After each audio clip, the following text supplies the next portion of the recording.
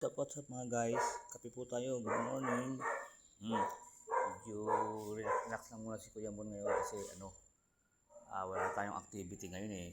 Although meron din naman kaya lang hindi masyadong yung kailangan ng demand ng time. Kasi pagka meron akong gagawin ng mga bandang mga alas 8 kaya mga kahit alas 12 mga ganon. Maaga pa lang nagluluto na ako ng kailangan ng mama ko kasi yung iiwan ko siya rito, abutin siya ng alas 12 ng tanghali. Naka-ready na dyan ang ko. Ngayon, wala naman tayong activities ngayon. Although baka meron din mamaya pagka tumawag ang misis ko, baka meron akong kailangan palengkihin. Yun lang pwedeng mga activities. Sa ngayon, kape-kape muna. Kape po tayo mga guys, hinanda ko na dun yung, pero kanina, check time muna tayo mga guys, anong oras na ba?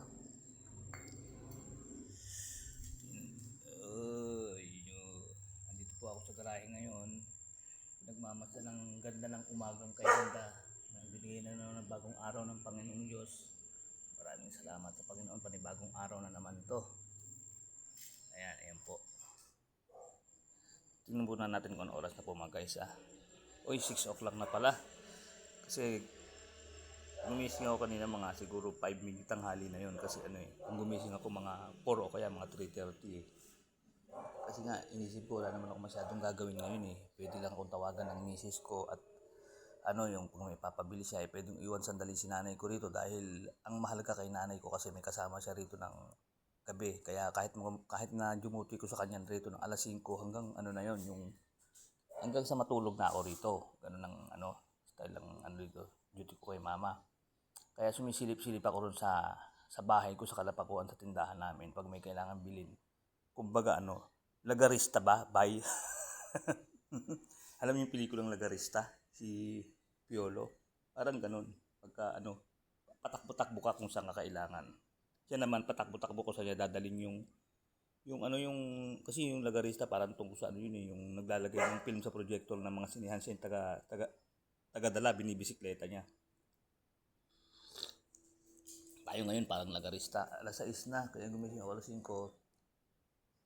Kasi bibili sana ako ng maaga ng yung pang-Ricardo doon sa gusto niya kasi ngayon sinigang eh. Kaso natutulog pa siya kaya sabi ko, saing na lang ako tapos tambay-tambay muna rito. Kaya yung kanina, pinagsaing ko na lang siya tapos nilinip yung konting ulam. Tapos sabi ko, tambay na muna rito. Tutulog pa siya eh. Pag nagising siguro siya, mga maya-maya opo, siyempre magigising yun. Parang mali ang sinabi ko rin pag nagising siya. Magigising po yung loobin. Siyempre. Hindi naman parang mali ang sinabi ko. Ibig sabihin, pagkagising niya po, kasi sabi ko, pag nagising siya, parang di magandang pakinggan na. Pagkagising niya, sa ako bibili ng parikado doon sa gusto niyang ipangsigang. Kasi gusto ko yung pag magsisigang kami, ayoko nang naka-stack yung gulay kaya pag ako namamalengke sa Subic, hindi ko siya pinamimili ng mga gulay na pang sigang, hindi ko ini-stack. Gusto ko yung pag magsisigang, bibili ko dyan. Meron na naman nabibilihan po dito sa Manggadya, sa mga tali-tali pa dyan sa gilid ng mga kangkong, okra, talong. Maganda yun mga guys pag magsisigang kayo. Kailangan, kung kailan kayo magsisigang, doon lang kayo bibili. Huwag kayong maglalagay sa rep. Pero bahala kayo kung gano'n ang gusto nyo nilalagay muna sa rep, kung sanay naman kayo ng gano'n. Kasi iba talaga yung lasa ng lulutuin mo agad kaysa iimbak mo muna sa rep. Ganun po yung yung style ko eh. Kung style yun nilalagay nyo muna sa rep, bahala po kayo kung baga sa kayo po ang masusunod, kayo yung hari ng sarili nyo eh, di ba? Kumbaga napag-uusapan lang yung gagawin ko ngayon. Kumbaga mabuhay kayo hanggat gusto nyo. Joke lang po yan. Kaya mamaya, pagkagising niya, siguro, yun, bibili ko na siya ng isisigang ko po sa yung pabili sa akin ng yung ulo ng pampano. Ang dami nga, hinati ko eh. Dahil ang laki-laki ng ulo na yun, parang inabot ata ng 2 kilo. Lumalaki pala ng ganun kalaki pampano. Akala ko sa pampano, yung mga lang, yung mga kasing lalaki lang ng mga tilapia. Lumalaki rin pala ng parang mga bonjing yung ulo nun. Kasi hindi naman po kasi kumanging isda, basta hindi ko alam eh.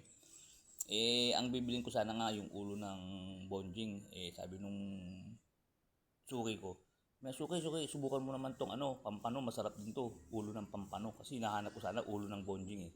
O sige kako, tingnan natin yan. Nakita ko, di ba, basta malaking ulo ng isda, masarap yung pagsinigang.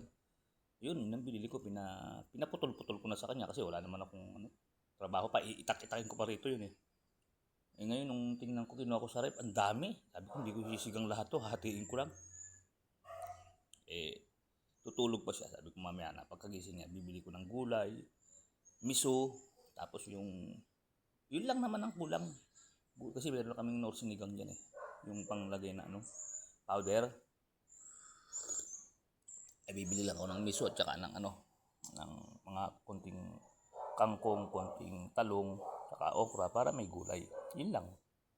Eh, for the meantime, sabi ko, doon muna ako magkakape sa harap sa garahe para parang masarap yung rito, yung masarap pumeso rito pag magkakape ka sa umaga. Eh, nakikita mo yung pagliliwanag yung pagliliwanag po yung ulap.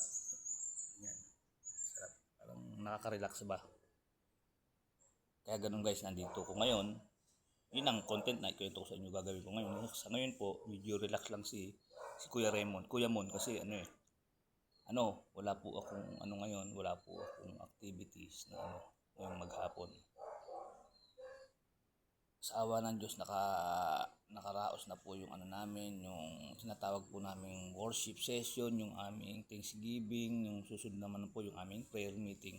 Yun naman pag dumating naman na po ang prayer meeting, nasa bahay na ako noon sa Miyerkules. Kasi ang uwi ko po sa bahay sa Martes ng umaga. Martes ng umaga, sana dumating yung katulong. Ako, paano kaya ito? Namatay yung anak ng katulong namin. Baka hindi makabalik ng Martes yun. Patay na naman si Kuya Mon nito. Bahala na. Paano gagawin namin ng kuya ko? Sino mag-duty rito? Siyempre may tindahan din ako eh. Kailangan din ako doon. Tsaka meron din akong dinadaluhang mga activity siyempre. Mga mahalaga rin yun. Kailangan kong dumalo doon. Patay na naman kami ni. Problema na naman ang kuya ko nito. Wala talaga tayong magagawa eh.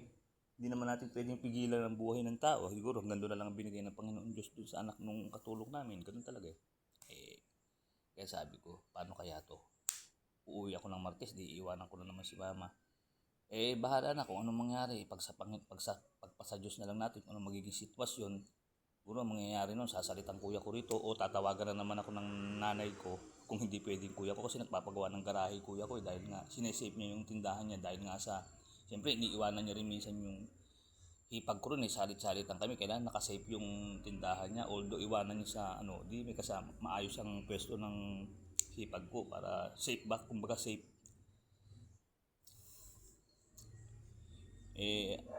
Ako nga kung tutuusin ayaw din ng misis ko na umaalis ako ng weekdays eh. Kaya lang kailangan talaga eh.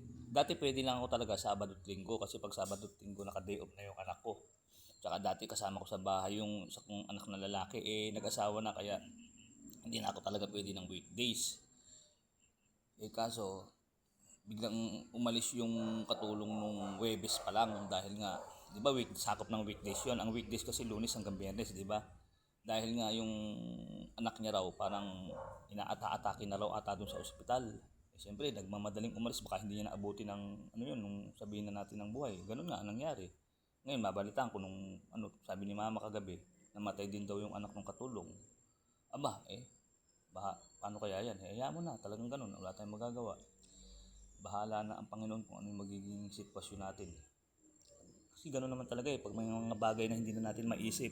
Siyempre, hindi mo na alam kung although nagpaplano ka sa isip mo, talagang Diyos din ang gumagawa ng pagkakataon para magawa mo yung plano mo na yun eh. Hindi naman yung sarili mo eh. Wala kang kakayahan pag hindi ibinigay sa'yo ng Diyos yun, hindi mo magagawa yun. Kaya, mabuti pa kung hindi mo rin lang maisip na torture lang ang utak mo, huwag mo nang isipin. Sabihin mo, bahala ka na po Panginoon para hindi na matorture. Hindi ka na mag-isip, di ba? Pabahala mo na sa Kanya. Mag-relax ka na lang. Kagaya ngayon, di ba? Relax na lang, magkape na lang.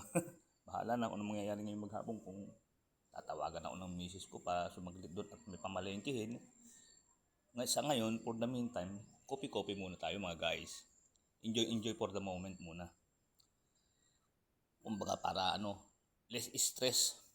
Walang yung mga stress ba. Minsan talagang sunod-sunod rin ng mga mga hadlang pagka yung mga may Bagay, sinabi na sa topic namin yun sa aming paksa pag kami dumadalo sa aming pagtitipon sa pagsamba. Talagang maraming mga obstacle sa buhay. Basta manatili lang lagi ang tiwala mo sa Diyos at ang tuwid na pamumuhay. Basta lagi ka sa tuwid, wag mong kahit na nasa kagipitan ka, doon ka pa rin sa tuwid, wag kang liliko. Kumbaga alam niyo na ibig ko sabihin, hindi sagot ang kamalian pag sasabihin mo kasi gipit na kapit sa patalim, hindi ganun. Doon ka pa rin sa tuwid kahit anong mangyari. Tuwid ka lagi at magugulat ka, masusolve ang problema. Lagi kang nasa katuwiran. Siguro naman hindi ko na kailangan elaborate yung ganung salita na lagi kang nasa katuwiran. Bobong-bobo ka na lang siguro mga guys kung hindi mo maintindihan yon. Ibig ko sabihin, kung ano, kahit anong sitwasyon ng buhay mo, nakapokus ka pa rin doon sa mabuti, hindi yung 'di ba katuwiran ng iba minsan kaya ka nakagawa ng masama dahil gipit na gipit ka na dahil hindi mo namang ginusto yun. Hindi mo ginusto. Ginusto mo yung ginawa mo eh. Oh. Hindi po si Kaeli Soriano to Brad Raymond po to. Kasi yun ang mga natututunan namin sa kanila, yung mga payong gano'n na kahit anong gipit ng ano mo, kahit anong hirap ng sitwasyon mo, lagi kang dadaan sa tuwid na landas. Magpo-focus ka pa rin sa katuwiran. Yun po ang turo sa amin yung mga MCGI. Although talagang napakaraming mga pagsubok, talagang pipilitin kang magkamali. Ngayon, ipilit mo pa rin na doon ka sa tama. Diba? So, mga guys, sige. Masyado na pong mahaba, hanggang dito na lang po Kaya po ng dati, Kuya Mon Vlog, keep safe, keep healthy. Always trust God. Maraming salamat po sa Diyos. Ito po ang tatandaan nyo araw-araw. Punong-puno po tayo ng pagsubok at paghamon ng tadhana maghapon para gumawa ka ng kamalian. Nasa sa inyo po 'yon kung ano pipiliin nyo. Kung ipipilit nyo ang tama o magpapadala kayong makagawa ng kamalian, makasurvive lang sa buhay. Kasi talaga pong ganun ang buhay, kahit naman hindi mo kahit nasan ka talagang may mga darating na mga obstacle. English yun mas maganda masolve mo maganda masolve mo ang isang bagay nang gumawa ka ng mali o masolve mo nang nanatili ka sa katwiran. Siguro di ko na kailangang alamin kung ano sagot nyo kasi alam ko naman ang magiging sagot nyo dahil matatalino naman ng mga followers at viewers ko, alam ko yun Sige po mga guys, hanggang dito na lang. Kuya Mon Vlog, keep safe, keep healthy, always trust God. Maraming salamat po sa Diyos. Thank you po for watching mga guys. Coffee break. Napakagandang umaga. Sarap magkape. Maraming salamat sa Panginoon Diyos sa panibagong araw na ibinigay na naman. Ay, salamat po sa Diyos. Sige po mga guys.